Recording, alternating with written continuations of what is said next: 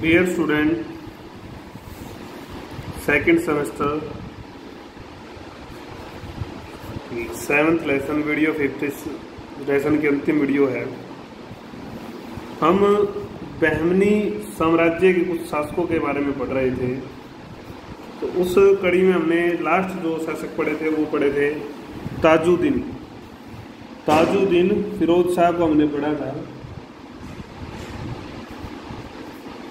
तो आज जो अन्य शासक हैं वो है शिहाबुद्दीन। शासकों के बारे में हम थोड़ा पढ़ लेंगे, ज़्यादा जरूरत भी नहीं है ऐसे पढ़ने की, आप खुद भी थोड़ा डिटेल में पढ़ लें। मैं मोटी मोटी बात आपको इसकी बता देता हूँ। तो 1422 से लेकर 46 तक इनका काल रहा। दरबार के जब मृत्यु हो गई ताजुद्दीन की, तो दरबार के जो सबसे शक्तिशाली और अफाकी नेता थे, अफाकी आपको ध्यान होगा विदेशी नेता, जो विदेशी से लोग आए थे, तो ये अहमद होते हैं। ये ही शिहाबुद्दीन अहमद के नाम से जो शासक बना। तो इन्होंने अपनी राजधानी जो है, क्या जो बड़ा काम क्या था, राजधानी गुलबर्गा से बदलकर साम्राज्य के भीतर जो है बीच में जो थी उसको बीदर को बनाया और उसका नाम बदलकर क्या रख दिया, मोहम्मदाबाद इसका नाम रख दिया। अफाकियों का महत्व जो है इसके काल में विशेष बढ़ जाता है। अफाकी कौन थे? विदेशियों का, दोबारा से लिख रहा हूँ मैं, विदेशियों का महत्व बढ़ जाता है इसके काल में। उसने अपना प्रधानमंत्री भी, पीएम भी अफाकी ही बनाया, उसने विदेशी ही बनाया। तो इसके कारण दरबार में जो है स्थानीय विदेशियों के बीच एक संघर्ष शुरू हो जाता है, देशी और विदेशी का। शिहाबुद्दीन अहमद एक बार विजयनगर से 1423 में विजयनगर से हारा।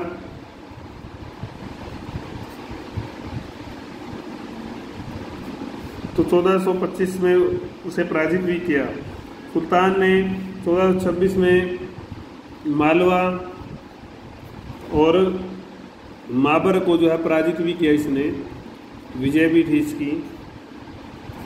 गुजरात और मालवा के मध्य संघर्ष में उसने हस्तक्षेप किया, लेकिन दोनों ने मिलकर उसे पराजित कर दिया। बहमनी की प्रतिष्ठा पर कुछ आंच इससे आई। सुल्तान न्याय व धर्मनिष्ठा के लिए विख्यात था ये शिहाबुद्दीन अहमद। उसके बाद जो सुल्तान बनते हैं वो है अलाउद्दीन अहमद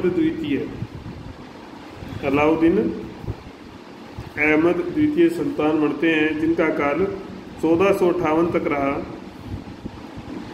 तो ये इनके पुत्र थे, अलाउद्दीन अहमद के, शिहाबुद्दीन अहमद के पुत्र थे।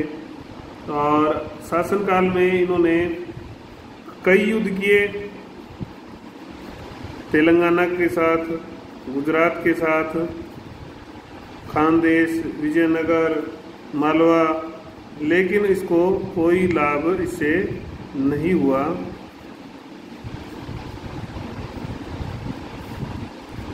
उसके ही काल में उड़ीसा में गजपति शासक भी उभरे, जिन्होंने बहमनी शासक को निरंतर संघर्ष में उलझाए रखा। किन्होंने? उड़ीसा के गजपति शासकों ने। उसके बाद अगर हम बात करते हैं तो सबसे महत्वपूर्ण जो घटना होती है इसके काल में वो है महमूद गवां का उत्थान, जिसको सेनापति बनाकर सुल्तान ने नलगोंडा में एक विद्रोह हो जाता है, उसको दबाने के लिए, उसके दमन के लिए इसको भेजा था। तो उसके बाद ये जो है वहाँ से इसको प्रसिद्धि मिलती है, एक लंबे समय तक वहाँ की राजनीति का केंद्र बिंदु बन जाता है। फिर इसके उत्तराधिकारी शासन संभालते हैं। फिर 1485 में इसकी मृत्यु हो जाती है। उसके बाद हुमायूं शासक बनता है। फिर उसने 3 वर्ष तक शासन किया,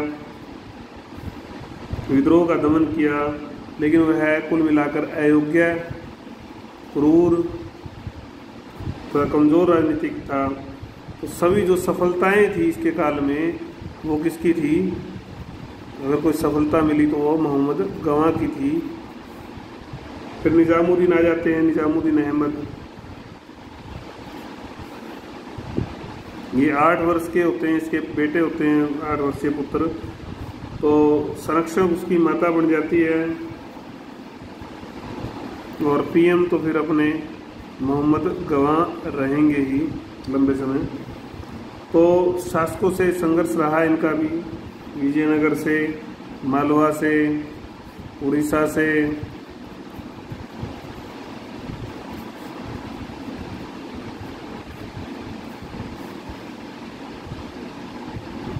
मोहम्मद गवां ने गुजरात के मित्र के शासकों से संबंध बनाकर जो है ना मजबूर कर दिया हटने के लिए उड़ीसा के शासकों को।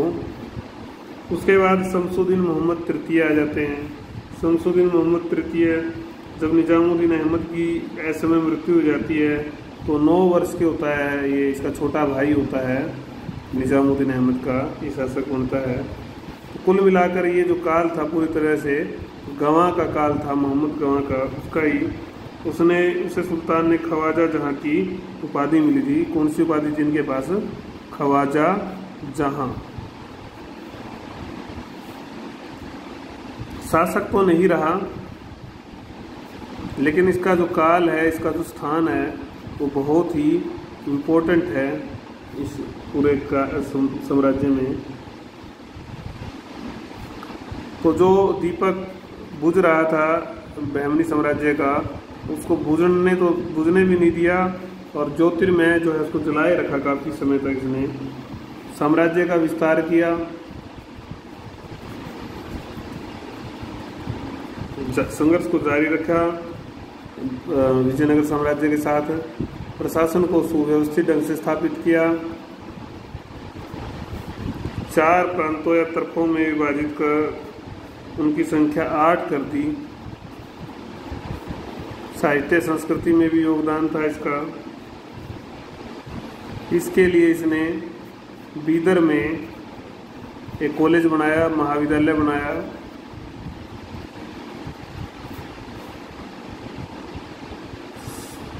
विकास में सहयोग लेने के लिए विभिन्न जो देशों के शासक थे, उनमें आपका जो है ईरान, इराक,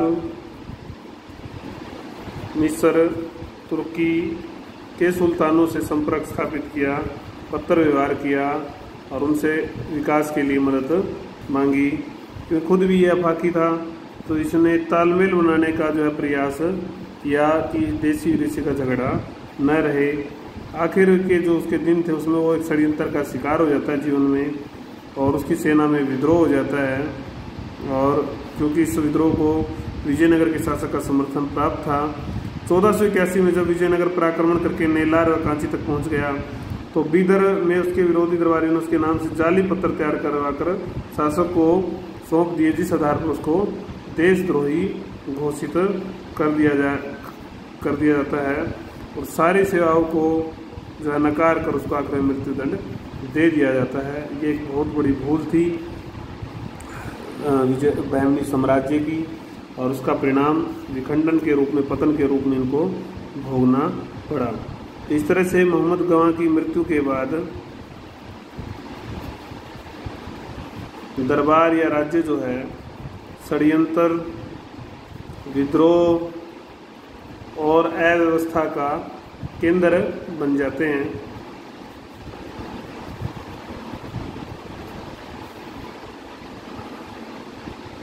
जो तरफ थी उन्होंने स्वयं को स्वतंत्र घोषित करना शुरू कर दिया, शक्तिशाली बनाकर।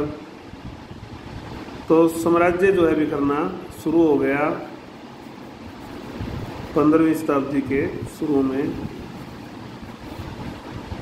तो 5 हिस्सों में विभाजित हुआ ये। तो इन 5 में जो हम पढ़ेंगे, वेरी इंपॉर्टेंट, निजाम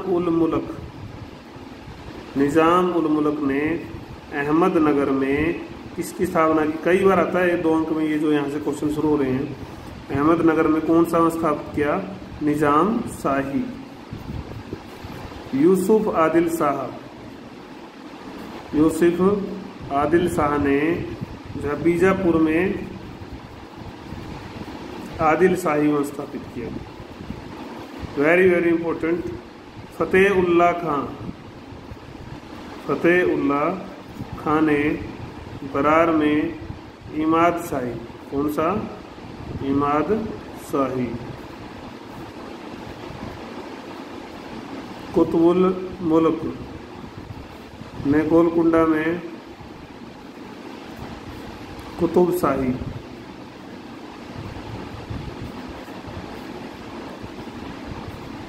बरीद उल मुल्क ने बरीद में बीदर शाही की स्थापना की।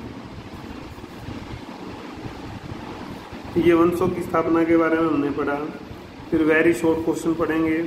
रिवीजन आपके साथ के साथ हो गई है, हमने अच्छे से ही पढ़ा है सारा, थोड़ा थोड़ा पढ़ा है बिल्कुल, तो इसलिए रिवीजन की कोई विशेष आवश्यकता नहीं है। दोबारा अगर सिलेबस का मौका मिला तो तब इसकी रिवीजन हम करेंगे। असाइनमेंट के बारे में आपको बता चुका हूँ, पहले दिखा चुका हूँ कि कौन सा क्वेश्चन आपने करना है। तो अब हम अति लघु जो है इसके प्रश्न वो कर लेते हैं।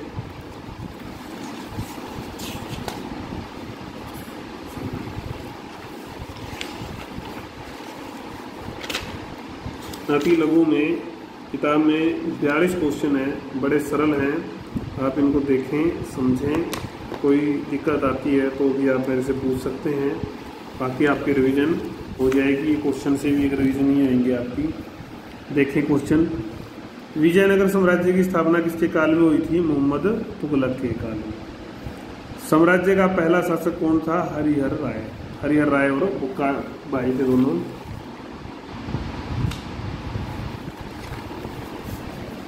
विजयनगर व बहमनी के बीच विवाद का क्षेत्र क्या था? रायचूर द्वार, करना जो कृष्णा और तुंगभद्रा के बीच का क्षेत्र था, उपजाऊ क्षेत्र था। हम्पी के अवशेषों की जानकारी सर्वप्रथम ये मैंने आपको बताया था, कोलिन मैकेंजी अंग्रेज था, इसने ही उत्खनन करवाया था। गजपति की उपाधि किस क्षेत्र के शासक लेते थे? उड़ीसा के। किस हथियार के प्रयोग ने पुर्तगालियों को भारत के तटीय क्षेत्रों में शक्तिशाली बनाया? क्या थी वो? बंदूक ने उनको शक्तिशाली बनाया। पहला राजवंश था संगम। तालीकोटा का युद्ध कितने वर्ष में हुआ? 1565 ईस्वी में हुआ। विजयनगर साम्राज्य में स्थानीय सैनिक प्रमुखों को क्या कहा जाता था? नायक। प्रारंभ में विजयनगर में किस जलाशय का निर्माण किया जाता है? कमलपुर जलाशय का निर्माण किया जाता है, ध्यान से देख लें। डोमिंगो पैस द्वारा विजय का भवन किसको कहा जाता है? महानवमी डिब्बा, जो बहुत बड़ा था, जिसका चबूतरा हमने पढ़ा था, 11,000 स्क्वायर फीट था ये। हम्पी का नाम किस स्थानीय देवी देवता के नाम से जाना जाता है? पंपा देवी, ये भी हमने पढ़ा था। मंदिरों का प्रवेश द्वार गोपुरम को बोला जाता है। धार्मिक केंद्र में सबसे ऊंची इमारत गोपुरम होती है। विजयनगर में सबसे बड़ा मंदिर था आपका विरूपाक्ष का।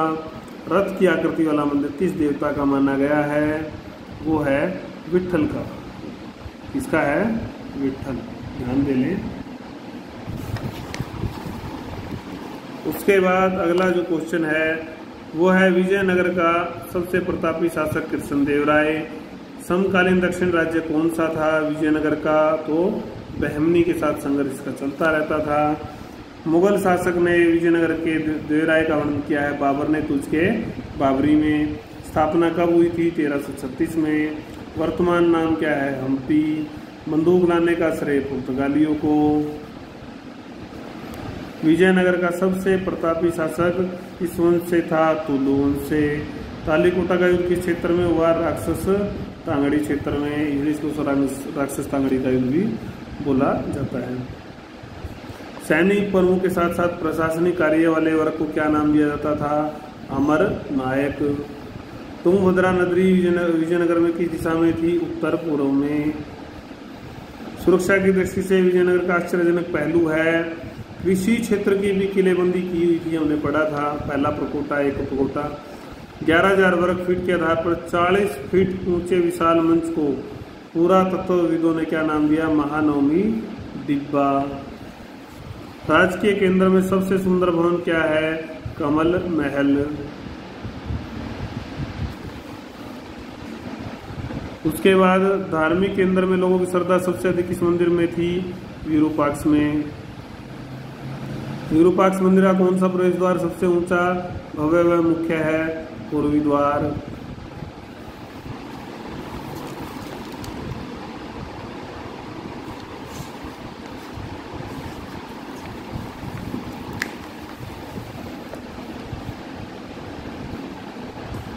विठल देवता संबंध किस देवता के साथ जुड़ जाता है, विष्णु के साथ। यूनेस्को द्वारा हम्पी को विश्व विरासत में शामिल किया गया 1986।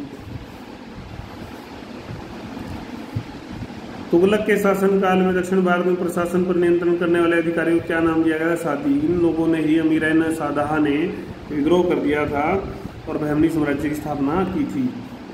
संस्थापक कौन था, हसन गंगू। स्थापना कब हुई थी, 1346 में।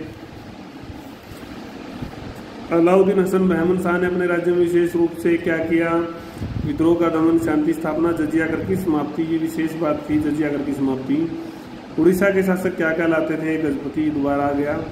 बहमनी साम्राज्य में विदेशियों के लिए अफाकी शब्द का प्रयोग होता था।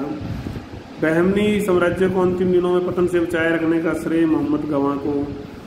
बहमनी साम्राज्य कितने टुकड़ों में विभाजित हुआ, अभी हमने पढ़ा था 5। तो ये आपका जो है पूरा हो जाता है पाठ। इसको आप देख लें, कोई समस्या अगर आती है तो वो आप ले सकते हैं।